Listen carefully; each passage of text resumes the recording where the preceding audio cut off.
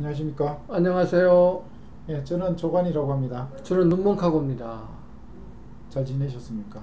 잘 지내고 있습니다. 덕분에. 제가 그동안에 저기 한 번도 연락을 안 하니까 잘 지내시나 봐요. 덕분에 그런 거 보면 내 덕에 잘 지냈다는 거 제가 귀찮게 안 해서 그랬다. 그렇지.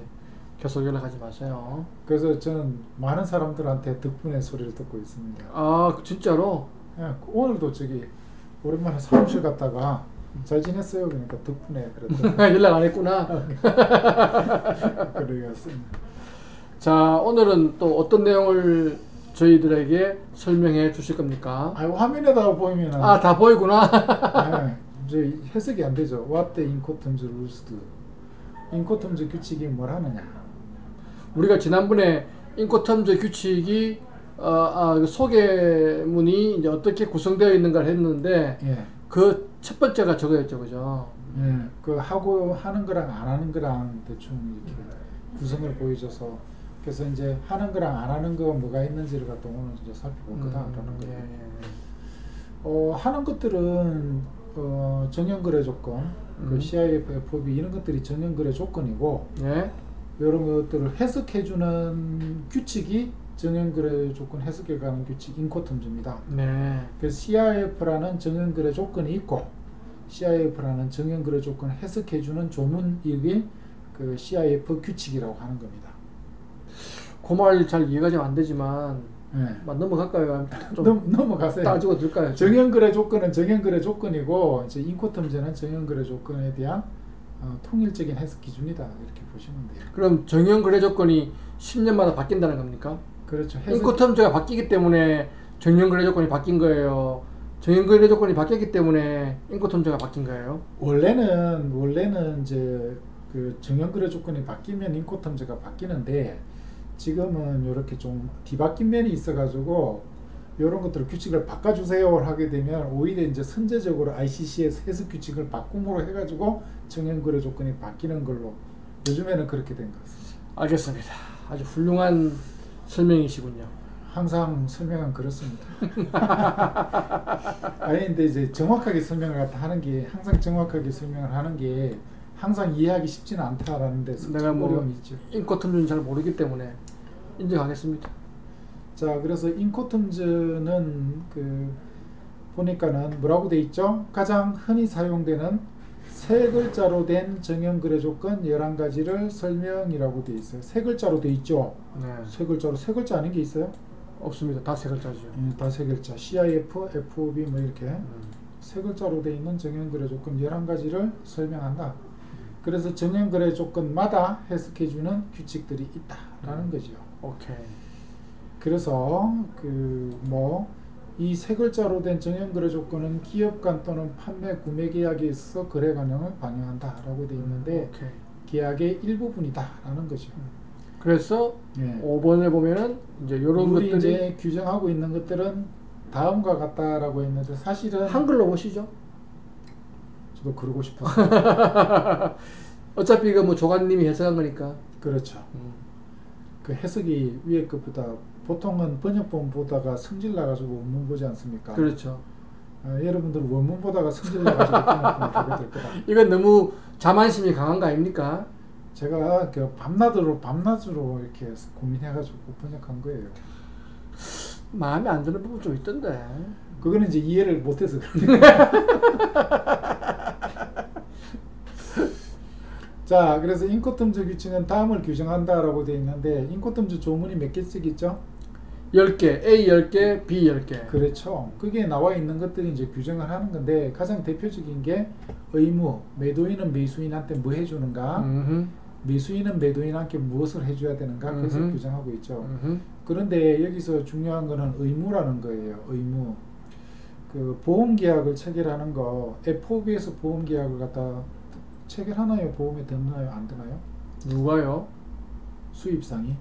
수입상이 보험에 들라 말라는 얘기가 없죠. FOB에는. 들라 말라. 지가 들어야겠지. 그렇죠. 안 들면 지 손해니까. 그렇죠. 그래서 여기서 말하는 의무는 상대방에 대한 의무예요. 그래서 FOB에서는 상대방에 대해서 보험을 들어줘야 되는 의무는 전혀 없는 거예요. 나를 위해서 드는 거구나. 그러니까 자기를 위해서 보험을 드는 거니까 그건 의무가 아니다. 의무가 아니다는 거죠. 그래서 의무라는 거는 상대방에 대한 의무를 갖다가 뜻하는 거지. 특히 그래서 보험 같은 경우에는 의무가 없다라고 해서 보험 들지 말아라는 거 아니에요. 의무 없더라도 자기가 나를 위해서 위험을 부담하고 있으면 위험 부담하는 구간에 대해서 보험에 들어야 된다라는 겁니다. 오케이. 그래서 매도인은 매수인을 위해서 어떤 일들을 해줘야 되는가, 그 다음에 매수인은 매도인을 위해서 어떤 일을 해야 되는가, 이런 것들이 의무에 관련된 얘기예요. 그래서 매수인에 대한 의무는 A1조부터 A10조에 나와 있고, 매수인의 매도인에 대한 의무는 B의 1조부터 B의 10조까지 나와 있다. 이렇게 보시면 돼요. 오케이. 그 다음에 요 의무들은 서로 이너 미러 패션 이렇게 얘기를 갖다는 거예요. 무슨 뜻이죠? 거울과 같은 방식으로. 거울 앞에서 패션 잡는 거 아니에요. 거울과 같은 방식으로. 그래서 A1조에 매도인의 일반적인 의무가 있으면 A2조에는 B1조에는 매수인의 일반적인 의무, A2조에는 매도인의 인도 의무가 나와 있으면 B2조는 매수인의 인도 수령 의무, 이렇게 해서 각각 대응되게끔 여러 가지 의무들이 나와 있다. 이렇게 보시면 됩니다. 알겠습니다. 그 다음에 이제 위험이라고 되어 있어요. 자, 위험이 뭐냐면 그 매도인과 매수인 둘 중에 어느 누구도 책임 없는 사유로 물건이 부서졌을 때 그 손해를 누가 부담해야 되는가의 문제가 위험 부담의 문제예요. 그래서 위험 부담의 문제가 그 국제거래에서 특별히 이렇게 많이 발생하는데, 물건을 갖다가 관리하고 있는, 점유하고 있는 사람이 위험을 부담해야 됩니다. 그런데 국제거래에서는 뭐예요? 운송업자라든지 창고업자, 이런 사람들이 물건을 관리하고 있는 동안에 손해가 탁 발생을 했을 때 이 사람들이 100% 책임을 안 지잖아요. 헤이그 비스비 규칙 같은 데 보면은 면책 사유 그냥 책임 안 진다든지, 책임을 지더라도 한도에까지밖에 책임을 갖다 안 지기 때문에, 그랬을 때 누군가는 매도인이나 매수인 누군가는 손해를 갖다 부담을 갖다 해야 되는 거죠. 그것이 위험 부담의 문제예요. 그래서 어디서 어디까지는 매도인이 위험을 부담하고 그 다음 매도인이 위험을 갖다 부담하는 그 시점이 지나게 되면 매수인이 위험을 부담하게끔 되어 있는데, 그런 것들이 인코통제에서 말하고자 하는 내용들이다. 그런 것들을 이제 위험의 분기점이라고 좀 하잖아요. 네. 그게 바로 또 화물을 또 인도하는 장소가 되겠죠. 인코통제에서 말하는 인도는 오로지 위험이 어디서 이전하느냐, 그것을 표시하기 위해서만 나타낸 거예요. 근데 국제거래에서 인도는 아주 다양한 뜻으로 활용이 되는 거예요. 어떨 때는 인도가 그 물품의 인도와 대금 지금은 동시행 관계에 있다, 이런 얘기를 갖다 할 때는 그때 인도랑은 인코통제에서 말하는 인도랑은 전혀 개념이 또 달라져요. 그게 좀 문제 같더라고. 사람들이 자꾸 헷갈리는 게 인도 그러니까 물건이 실제로 바이어한테 넘어가는 거를 인도라고 생각하는데 그게 아니라는 거잖아요. 그거는 그죠? 일반적인 개념이고, 인코통제에서 말하는 거는 바이어에게 넘어가는 개념이 아니고 어느 시점에 위험이 매수인이냐 매도인이냐, 그것을 판가름하는 그것을 인도라고 한다라는 거예요. 그래서 돈 주는 거, 소유권이자 이런 거랑 아무 관계가 없는 거예요. 우리 지금 인코통제에서 말하는 인도는 인도되었다라고 하면 거기서 위험이 이전되었다, 오로지 그 뜻으로밖에 안 쓰인다라는 겁니다. 아시겠죠?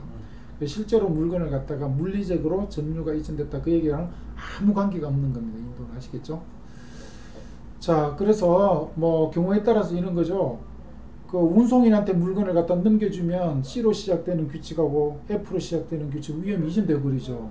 근데 매수인은 물건을 갖다가 구경도 못 했잖아요. 그런데 뭐라고요? 인코통제에서 말하는 인도는 거기서 벌써 발생을 했다, 이렇게 보시면 되는 거예요. 그러니까 예를 들면 뭐 FOB에서 인도는 온보드니까 매수인은 뭐 물건을 볼 수가 없지. 근데 이제 FOB 같은 경우에는 본선에 딱 적재하게 되면은 그거는 인도라고 봐야 돼요. 왜 그러냐면 운송계약은 누가 체결한다? 매수인이 체결하니까 운송인은 누구 쪽 사람이다? 매수인 쪽 사람이니까 FOB에서 본선에 두게 되면 매수인에게 물리적 점유의 이전이 넘어갔다라고 볼 수가 있는데, 그럼 CIF가 좀 열받는 거죠? CIF는 열받죠. CIF는 뭐냐면 운송계약을 매도인이 체결하다 보니까 그 운송인 자체가 매도인 쪽 사람이죠. 매도인 쪽 사람이, 그러니까 매도인이 매도인 쪽 사람한테 물건을 갖다 넘겨주는데 인도가 되고 위험 이전된다라는 것들이 매수인 쪽에서는 항상 불안하다라는 거예요. 그래서 C로 시작되는 규칙들 항상 뭐 얘기를 해요? 인도 장소, 위험 이전 장소가 표시가 안 될 때가 많은데 가능한 한 계약서에 그걸 표시해라라는 얘기를 정확하게 표시해라. 자, 그 다음에 이제 비용이라는 것도 있죠. 너무나 많은 비용들이 중간중간에 발생을 하는 거예요. 그래서 그 비용들을 갖다 어디까지를 매도인이 부담하고 어디서부터 매수인이 부담하는가 이런 것들도 인코텀즈에서 규정하고 있다라는 거예요.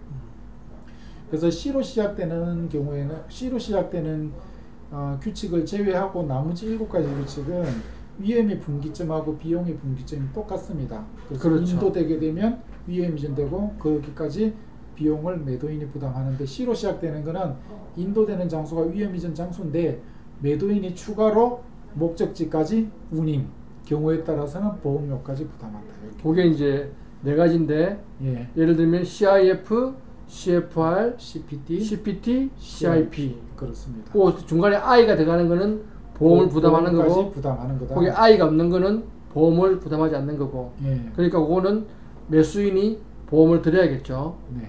보통 또 안 드는 경우도 많은 것 같더라고. 그건 뭐 자기가 알아서 하는 거죠. 그래서 C로 시작되는 건 누누이 강조하지만 표시하는 장소는 목적지가 표시가 되는데 절대 인도되는 장소, 위험 이전되는 장소가 아니다라는 거 보고입니다. 그래서 인코텀즈 하는 것들은 바꿔요. 그 다음에 what the incoterms rule do not do라고 되어 있으니까 그거는 다음 시간에 하시죠. 그럴까요? 시간이 좀 많이 지난 것 같아요. 알겠습니다. 다음 시간에 그럼 인코텀즈 하지 않는 것으로 여러분들을 찾아뵙도록 하겠습니다. 수고하셨습니다. 수고하셨습니다.